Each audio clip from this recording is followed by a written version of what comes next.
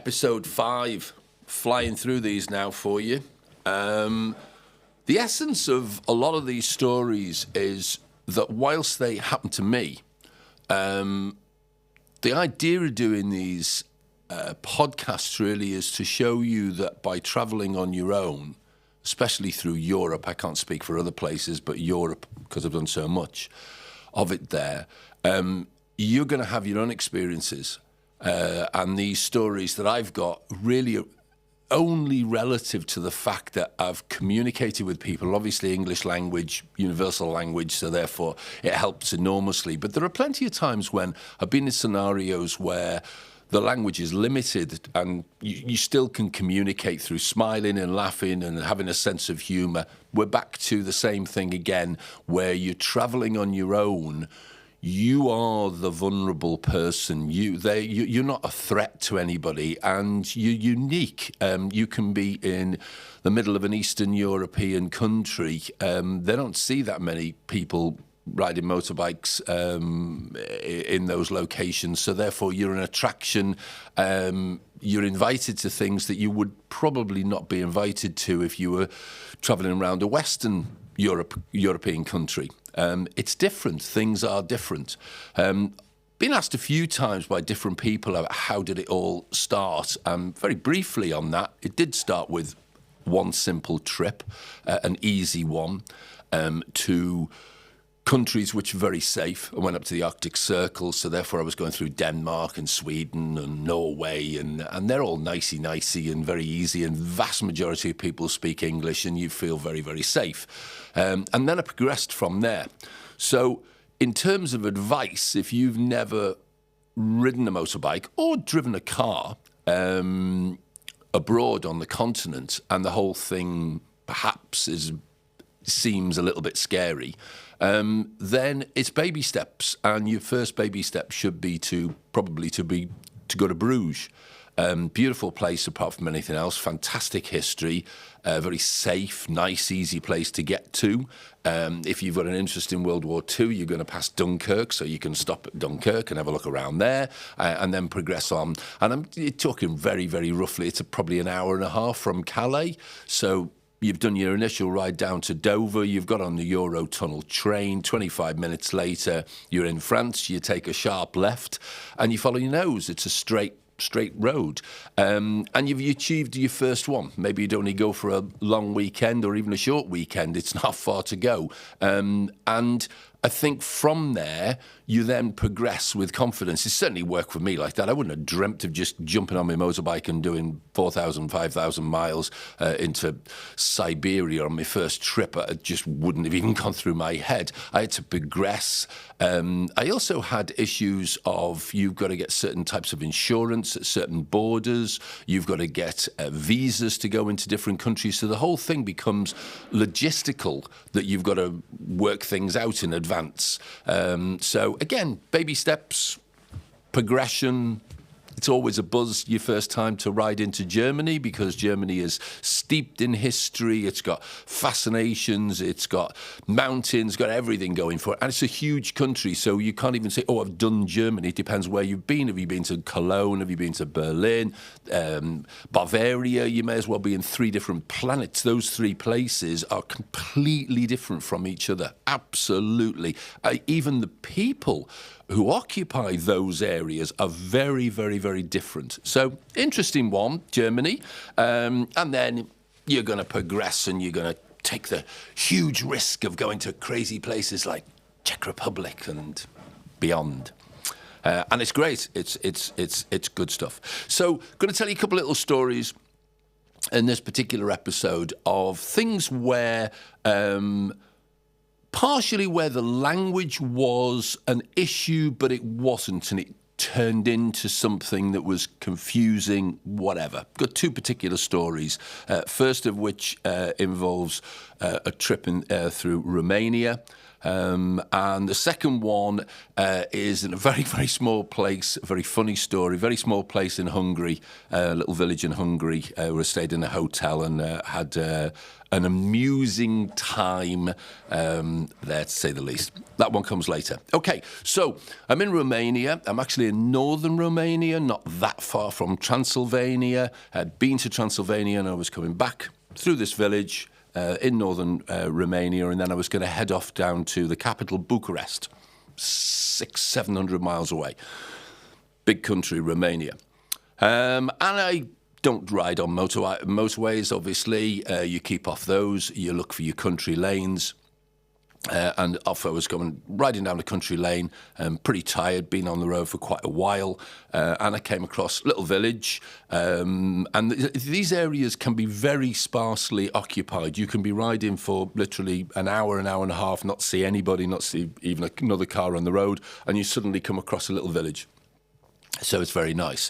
And you grab your opportunity. So little table, 2 chairs outside. Thought, fantastic, there's my little coffee shop. That's ready for me. Nice warm day. Didn't want to sit indoors, so that was perfect for me. Parked the bike, sat down. A lady comes out, and at first, I don't know why, but everybody assumes that you're German. If you're not local and you don't look local, they all seem to say "Sprechen Sie Deutsch." For some insane reason, you end up saying 9. Why? You don't just say, no, I'm English, I have no idea, because the next question could be, parlez-vous français? And then you'd say, no, and they'd, come on, give us a clue here. Okay, anyway, so she guessed that I was German. I said, no, 9. English, oh, right, okay. There was a big surprise there. What do you want? So I said, coffee, please.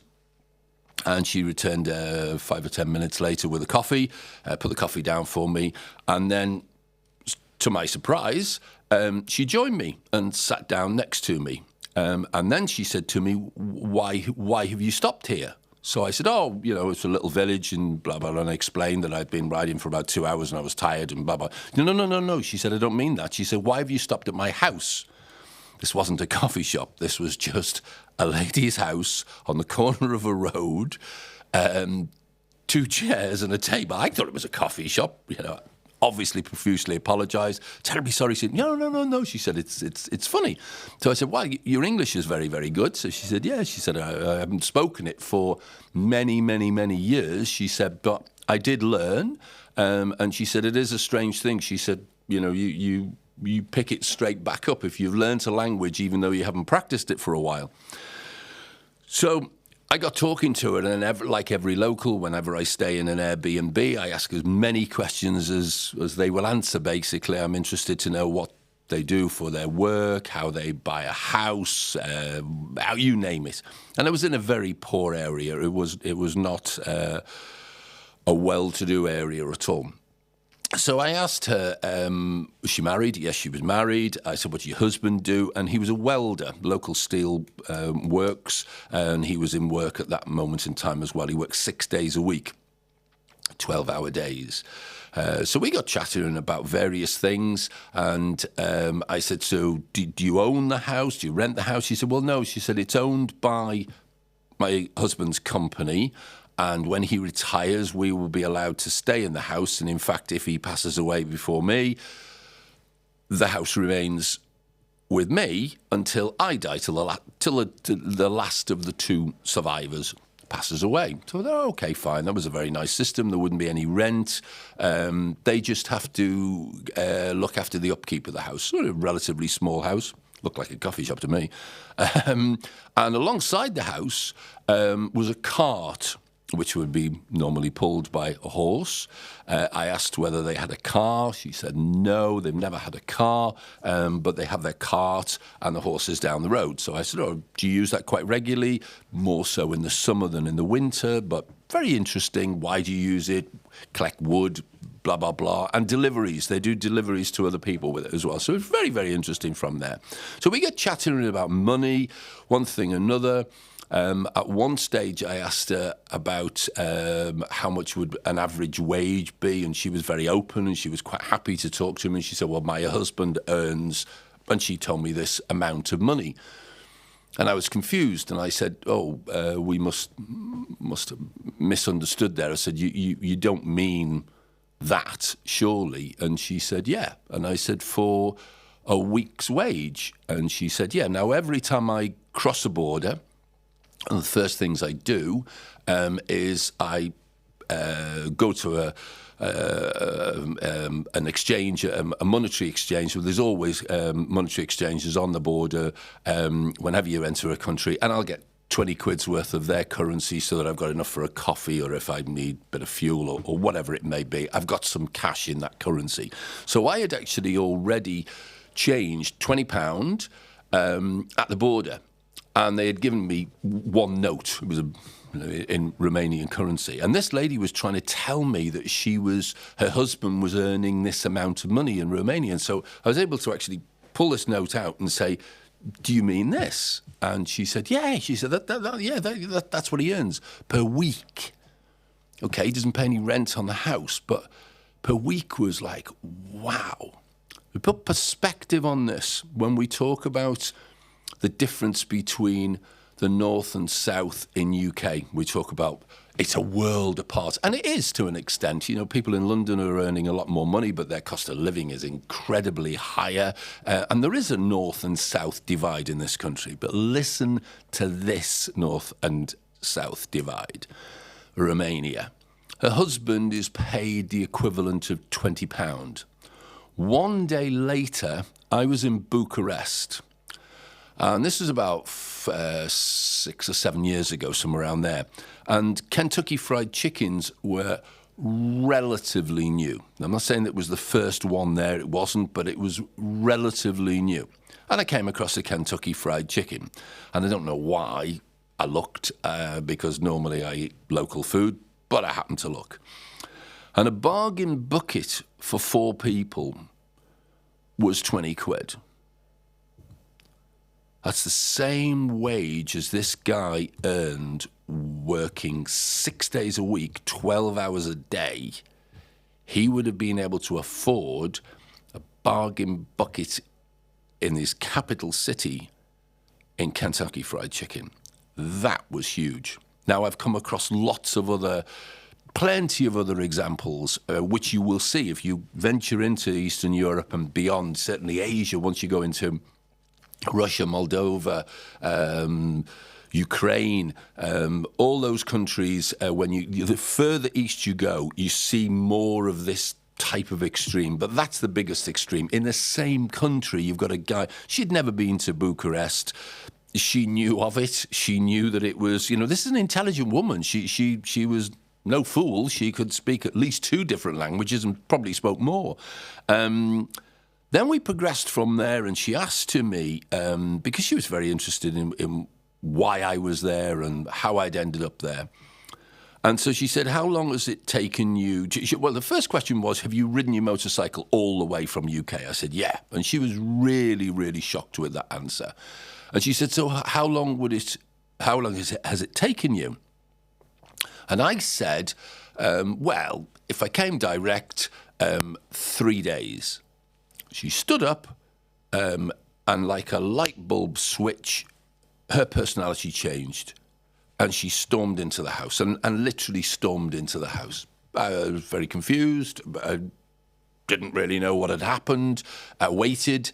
Eventually, she came back out, clearly very, very, very angry, to which I said, I'm sorry, what happened? And she said, well, you think I'm a fool, I'm an idiot. And why would have I said? I don't think that you're an idiot at all. Why would have I said? She said, well, you just said to me that it could only take you 3 days to get from UK to here. And I said, yeah. I said, it didn't. I said, it's taken me 5 days because I've done a bit of a zigzag. And as I said, I've been to Transylvania the day before. I said, but if I went direct from UK to here, yeah, I could do it in 3 days. I could do it in less. She was really, really offended by this. She had no concept at all. In her head, UK was 10 days away, 2 weeks away. I have no idea what she was thinking, but she definitely didn't believe the 3 hours. So, James Bond. I like being James Bond. It's cute. I immediately say, whoa, please sit down. Do not be angry with me. I can explain. And out comes my tablet. And on my tablet, Google Earth. And I'm able to actually say to her, look, there you go. There's UK and there's you. And that's 1,500 miles. And it's 500 miles per day is easily attainable. I said, I'm going to leave here tomorrow and I'm going to go straight to Bucharest. And Bucharest is 600 miles away. And she calmed down. She went, wow. She said, oh, I am silly. I said, you are not silly. I said, you just didn't particularly understand this part of it. So then on Google Earth is the most wonderful thing in the world. I mean, you really do feel like James Bond. They've never seen anything like this. This is technology on a level that they can hardly believe. It doesn't even have an aerial. You don't have to plug it in. It's like live because it's off a satellite, Google Earth. But you don't need internet connection, so you can actually show this. So what I was able to do was zoom in. And I was able to show her, there you go, there's your country. She recognised the shape of Romania. And then as I'm zooming in, of course, names are coming up, areas are coming up, and eventually we're on top of her, we're very close to her village, and she's now really excited. She's like, wow, wow, wow, look at that, wow, wow, yeah. And eventually we end up on the top of her house. And on the top of her house, on the photograph, is her cart sitting there, because that cart is always sitting there. And she puts her hand in the air and waves. Because to her, that had to be live. The concept of trying to explain to her that it's satellites and it's taken photographs of every square meter of the earth, and there was a photograph taken 6 months ago, 2 years ago, whatever it was. That concept just did not occur to her at all. She just assumed that it was a live photograph or a live picture that we were watching. If we could have zoomed in any more, she and I would have been sitting there having a cup of coffee. And it brings it home to you just what technology is doing, that we're just taking it for granted. We're just sitting there going, yeah, well, yeah, because it's been explained to us. But to an outsider, she just has this belief that this tablet of mine somehow is bouncing a photograph in the air to something. She has no idea how it's working. But if I had spent more time with her and tried to explain to her that there were satellites, thousands of them going around up in above the sky there, sky levels there, above the cloud levels, taking photographs, I think that would have completely blown her mind. Anyway, we resolved our differences and we explained things and we moved on, which was good. And her language was nothing like I've explained. It wasn't coherent, full sentences like that. Her English was limited, but we were able to communicate everything that I've just told you there and show it from there. I always love the story of that, because apart from anything else, I always think to myself, what happened that evening when her husband comes home from work and she says, you're never going to believe what I saw today. This man stopped. And he's just going to sit there going, oh, she's lost it. She's lost it. All right, okay. And I don't know, they didn't have a television, so I don't know how much further, how long it would have taken her to prove that James Bond did have a tablet. Maybe a neighbour or the school or someone local in that village could have verified and said, yeah, we have a television and we've seen those tablets. Or maybe somebody's got a mobile phone and they can actually prove it to her. But that initial conversation I still maintain, when her husband came over and she said, you're never going to believe what I've seen today. He's going to sit there and listen and he's going to go, you're right.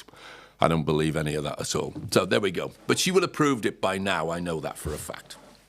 Okay, so a little bit of a funny story for you now on language. I was in a really small village in Hungary, eastern Hungary. Again, different parts of a country, There's the big city of Budapest, beautiful, beautiful city.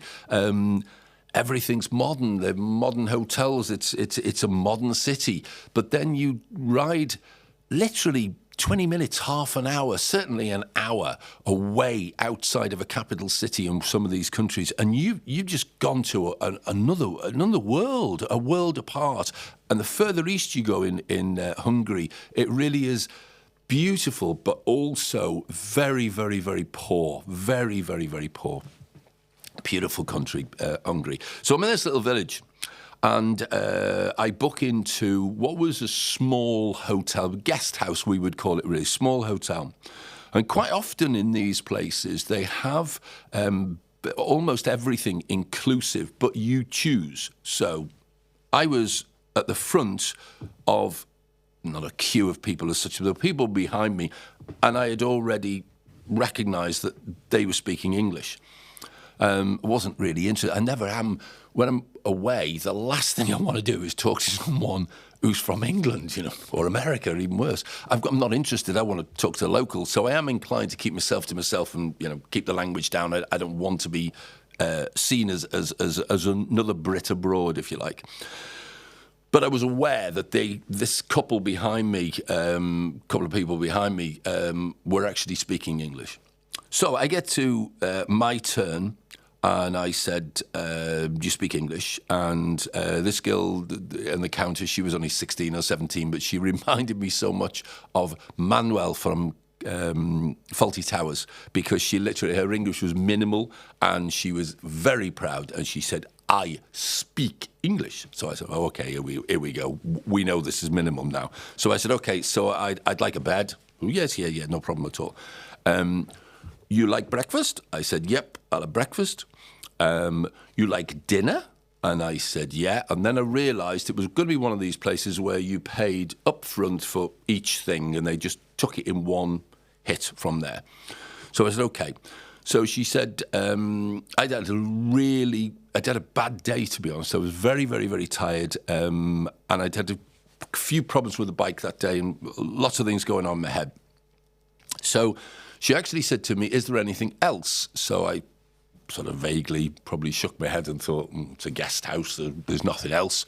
So she said, we have, and she said a couple of things which I didn't understand in her language. I didn't understand, but one was very clear, and that was that she had a physiotherapist. I thought, wow, this is excellent. I was thrilled. Still to this day, you won't be able to see it, but I've got a ginky old finger, which, funnily enough, I'm just about to get operated on and getting it straightened out. And I was on a bike with automatic bike, so whether an automatic bike, because you don't have a clutch, you don't need to be bothered with that. To give yourself a rest, you really do ride along with just one hand. You can rest this arm and you can swing it around and everything, and it's great. So this hand takes everything, the brake, accelerator, obviously, and that's what happened over a period of time. My finger got jammed in. But at this time, that hadn't happened, but it was really sore, very, very, very sore. I'd had a really bad day. It was bumpy road, you name it. It was a gruesome day. So when she mentioned physiotherapist, I thought, wow, that'd be great. So I said, yeah. So she said, okay. I said, yeah, physiotherapist. So she said, oh, right, okay. She said, right, I speak English. I said, yeah, I know you speak English. She said, I telephone. So I said, okay, fine.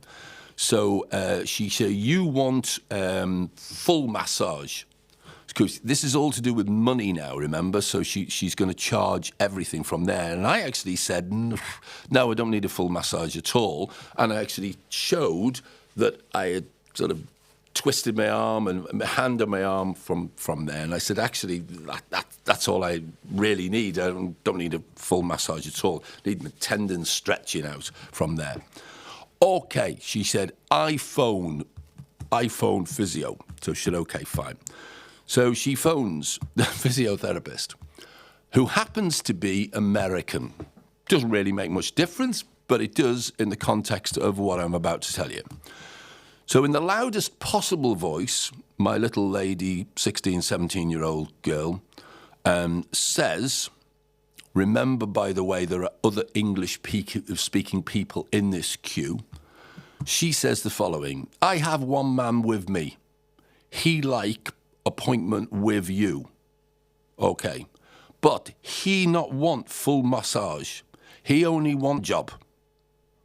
To which I died, okay? And immediately grabbed the phone off her because the American woman has gone, what? And I went, whoa. I said, no, but you don't, give me the phone. So I get a hold of the phone and said to the man, no, that's not, no. And I explained quickly what's happened.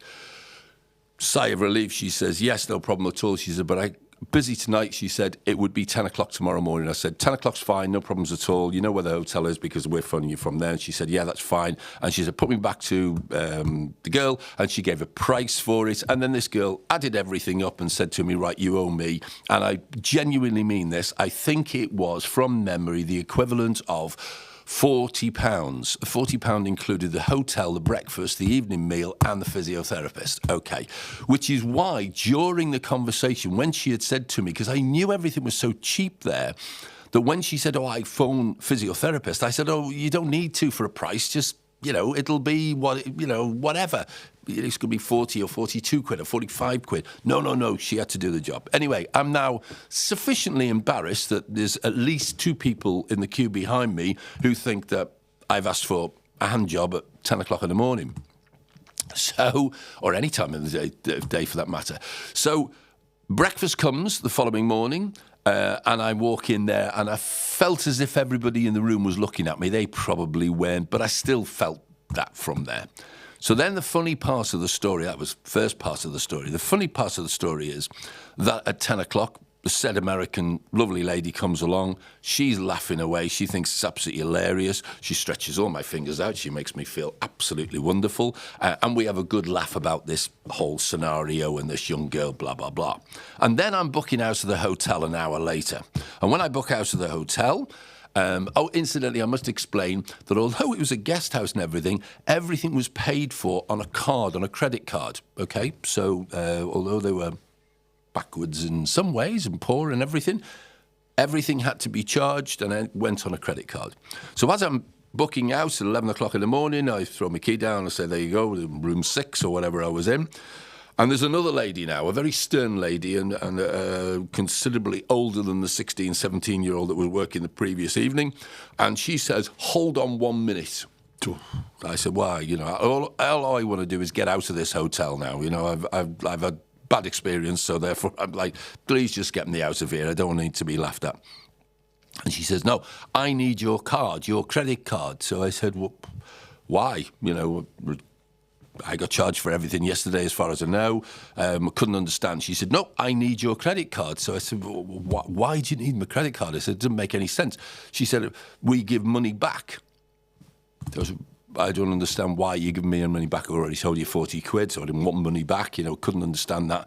I said, no, I said, this is wrong. I said, I paid for everything, and you don't owe me anything. So I don't know. Oh, okay, she says, iPhone manager. So she phones the manager, who turned out to be the owner. And the conversation goes like this. She's in Romanian. She says to the owner of the hotel, I have man in room 6. I've been told to give him a credit for his charges. Why?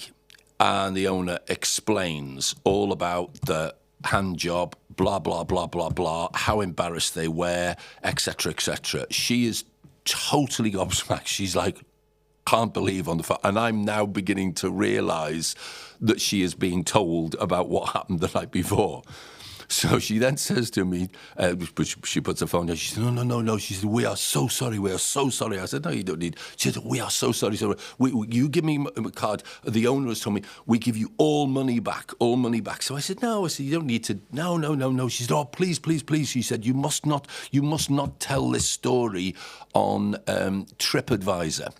I thought, can you imagine me putting this story on TripAdvisor? I mean, it's funny enough coming up with it now, but, not TripAdvisor. I said, it won't be going on TripAdvisor, and no, you don't need to give me any money back. There we go. That was a good one. So, poor little kid, I felt very, very sorry for her. In hindsight, I think maybe she got in trouble. I don't know. I mean, it was a shame, and I certainly explained to the physiotherapist, please make sure that you speak to her at some stage and just say, look, it was just, She just said the wrong translation, didn't she? It's as simple as that. So there we go. Right. What I thought I would also tell you about on this subject of being in these wonderful countries where there's a lot of poverty, real poverty. The beauty of number one, seeing it is an education, and it brings you down to earth, and it changes you. It makes you realise, A, how lucky we are, how wasteful we are in the West. Oof, yeah, it's unbelievable. And it gives you a different attitude to things. And one of the many things that happened, but this was a real sweet moment, I was in Moldova. Moldova is the poorest country in Europe. That's not a good claim to fame, is it? But it is. It's the poorest country in Europe. And Moldova is the least visited country in the world, which is staggering, absolutely staggering. What a statistic. You think that there's got to be some small country in Africa where there's no tourism or whatever. But no, Moldova is the least visited country by tourists in the world. Why? I have no idea, because it's actually a really interesting country, quite beautiful. There's lots of countryside. It's not densely populated, and it's got a lot going for it. But it hasn't got anything specific. It hasn't got something where you're going to go, I want to go to Moldova because. Okay. I rode through it at least twice, possibly 3 times, because I needed to go through Moldova to get to somewhere else. So that was hence the reason. And then I wanted to go back because I fell in love with the place after the first visit. So nice little story on that. I'm riding my motorbike, which is 13,000 quid's worth of motorbike. That's 6 times the average annual wage in Moldova. Moldova has got an average wage of £2,000 a year, and I'm riding a motorbike. Or better still, I'm probably wearing bike clothes, including my helmet. Just what I'm wearing, forget the bike, is almost what they earn in a year. Really, really brings you down to earth. It makes you think of different things. So I was tired this day, hadn't come across anywhere to stop really, and I just stopped, parked up and sat down by fields, that's all. And a little old guy came over, and he, however corny this sounds, I don't care, it sounds corny really, it was a magical moment, and a moment that I'll never, ever, ever forget. Didn't speak a word of English, was mesmerised by my motorbike. He never really took his eyes off my motorbike. He was just, to him, that was something that he'd just never seen the likes of. I hadn't seen a car for a good 2 or 3 hours, not just on the road, but a car even parked. It was horses and carts, village after village after village. So it was unique. And the roads, obviously, because there's not cars on the road that I was riding down was just a track and nothing else. And he had an apple, however corny it sounds. He had an apple, and he shared the apple with me. Really bizarre. Could have been, I don't know, I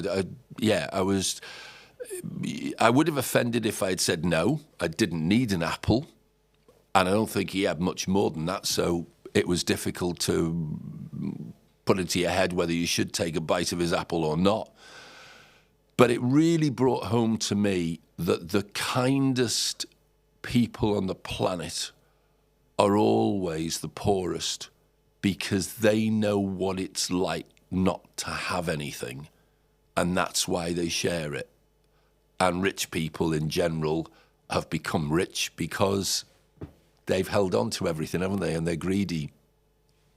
And it was just a great little life's lesson.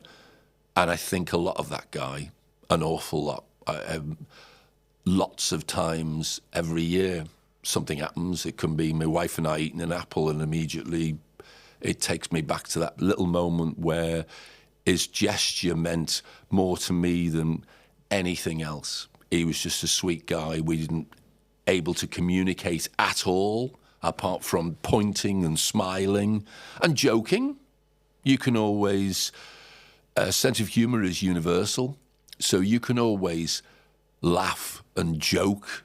I think I probably said something like, do you want to swap my motorbike for your horse? And he knew what I meant. And rather than just saying, yeah, he went, I'm not sure. I went, yeah. So it was banter. It was fun.